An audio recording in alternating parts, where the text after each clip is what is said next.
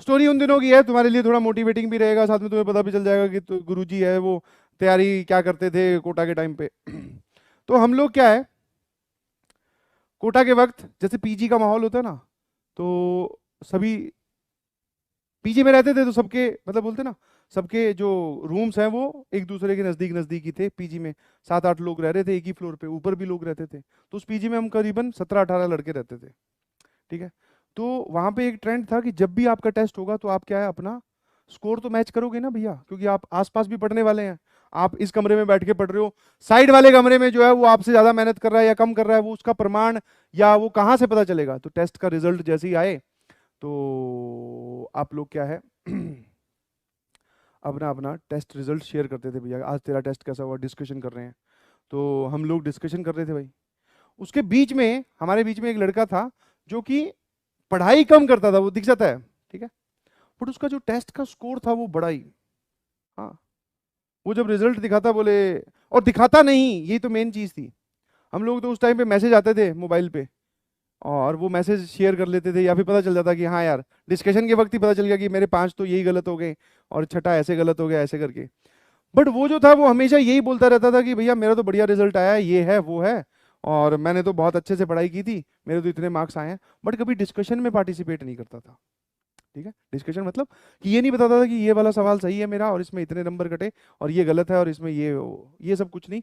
Directly answers, directly result की, हाँ भाई अपना एकदम ओपी चल रहा है, बढ़िया, मेरी तो रैंक ये आई है। और वो रैंक भी बढ़िया तरीके से बताता था। कैसे कि ऐसे नहीं कि सबसे लास्ट में बता दो, ऐसे भी नहीं कि सबसे ऊपर से बता दो, ऊपर से थोड़ा सा नीचे हटकर, मतलब जैसे हमारे पीजी में अगर कोई टॉपर है जिसकी रैंक आई है 500 के करीब, तो वो अपनी रैंक बता देता था 700 के करीब, तो विश्वास भी हो जाता था। धीरे धीरे समय बीतता गया, उसका यही चलन रहता था, हमेशा कभी डिस्कशन में पार्टिसिपेट नहीं करते थे। फिर एक दिन जब उसके पिताजी मिलने आए, तो पिताजी ने बोला, उसके पिताजी ने उसी से ही बोला कि टेस्ट, हम लोग भी वहीं पे थे, कि टेस्ट के नंबर्स वगैरह कहाँ पे आते हैं, शेयर कहाँ करते हो तुम। बोले कि टेस्ट के नंबर मोबाइल पे आते हैं। बोले दिखा। बोले कि मेरे पास तो एक भी मैसेज नहीं आया। ठीक है, मेरे पास तो बोला एक भी मैसेज नहीं आया। और हम लोग वहीं बैठे थे। मैं कहा यार ऐसा कैसे हो सकता है, तेरे पास एक भी मैसेज नहीं आया तो तुझे अपना नंबर कहाँ से पता चलता है, तेरे को अपनी रैंक कहाँ से पता चलती है कि तेरे इतने इतने नंबर आए और रैंक ये आई है, तो हमसे तो डिस्कस करता है। उसने अपने पिताजी के सामने ये बोला कि मेरे पास तो एक भी मैसेज नहीं आया। अब वो आजकल के ज़माने में जैसे पिताजी हैं, वो बच्चों की बात माननी ही पड़ती है, तो उन्होंने ज़्यादा कुछ बोला नहीं, बोले ठीक है बेटा, कोई बात नहीं, अपना नंबर वंबर वहाँ पे चेंज करवा, मैसेज आने चाहिए, रिजल्ट अच्छे से पढ़ाई कर, ठीक है, थोड़े पैसे वैसे खाने की आइटम दिलवा के चले गए। उस रात हम उससे मिले, मैं कहा यार ये क्या है, और भी लोगों ने बोला ये क्या है, तो अपना रिजल्ट ही पिताजी को बोल दे रहा है। ऑल्दो मैं भी जानता हूँ कि मेरे पिताजी भी मुझसे अगर वो मैसेज मांगते तो मैं भी एक बार छिपाने की कोशिश करता कि भैया इसमें तो बहुत गंदे रैंक, कई कई बार केमिस्ट्री में तो माइनस में भी नंबर आए हुए हैं, तो वो आप देखोगे तो यही बोलोगे ये क्या पढ़ाई कर रहा है। तो मैं जानता हूँ छुपाना, ये छुपाना चाहिए था। बट तूने तो, बोले मैसेज ही नहीं आया, एक भी मैसेज नहीं बताया घर पे। बोले नहीं। मैं कहा यार ये सही है। फिर फिर जब वो ये बात कर रहा था, वो बात करते करते ही रोने लग गया। उसने ये बोला कि मुझे ना कुछ नहीं समझ में आता है क्लासेस में, मैं कभी कभी क्लास बंक भी कर देता हूँ, चला जाता हूँ कैंटीन वैंटीन में, साइबर कैफ़े जा रहा हूँ, पढ़ाई नहीं कर रहा हूँ, बट क्या मैंने ये अपनी बात घर पे नहीं बता रखी है। तो फिर भैया जो दोस्तों का, सिर्फ ऐसा नहीं है कि दोस्त सिर्फ बिगाड़ने में काम करते हैं, बाकी दोस्तों ने समझाया भी, और उसको वो बात समझ में आ गई कि देख अभी टाइम, ऐसा नहीं है कि टाइम पूरा ही तूने डिस्ट्रॉय कर दिया है, कुछ पार्ट कुछ सेगमेंट उड़ा दिया है, वो अच्छी बात तो नहीं है, वो लॉस हुआ तेरा। बट अगर तू अभी से ही पढ़ाई करनी स्टार्ट करता है तो तू बढ़िया रिजल्ट ला सकता है, कोई दिक्कत नहीं। और उसके मन में डर था कि भैया पिताजी मुझे बोल के गए हैं और ज्यादा बोल के भी नहीं गए, उन्होंने विश्वास दिखाकर ये बात बोली है कि बेटा अच्छे से पढ़ाई करो, ठीक है, हाँ कोई कमी पेशी हो तो उसको दूर करने की कोशिश करो। तो उसको ये बात थोड़ी सी टच कर गई कि हाँ यार पेरेंट्स को थोड़ा धोखा देना गलत बात है। तो उसने from that day he start studying, उसने पढ़ाई करनी स्टार्ट की। और बिलीव यू मी, ये 11th के एंड की बात है, 11th नवंबर दिसंबर की बात है। 12th में उसने बहुत जबरदस्त तरीके से पढ़ाई की हम लोगों के पैरेलल।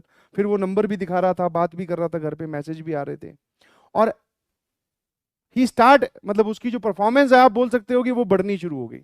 समझ पा रहे हो कि नहीं समझ पा रहे हो, है ना। तो what I am trying to convey is कि आप अगर अपने पेरेंट्स को धोखा दे रहे हैं, कुछ छुपा रहे हैं, तो do not do that. I can understand as a student, कई कई बार हम छिपा लेते हैं मार्क्स बिकॉज वो इतने अच्छे नहीं होते या दिखाने वाले नहीं होते, बट कोई बात नहीं, उनसे कुछ मत छुपाइए, be very clear to them. और उनको बता दो कि मेरी ये समस्या चल रही है, मैं उस पर काम कर रहा हूँ। जब आप उनसे एकदम क्लियर पिक्चर रखोगे तो आपका भी मन करेगा मेहनत करने का।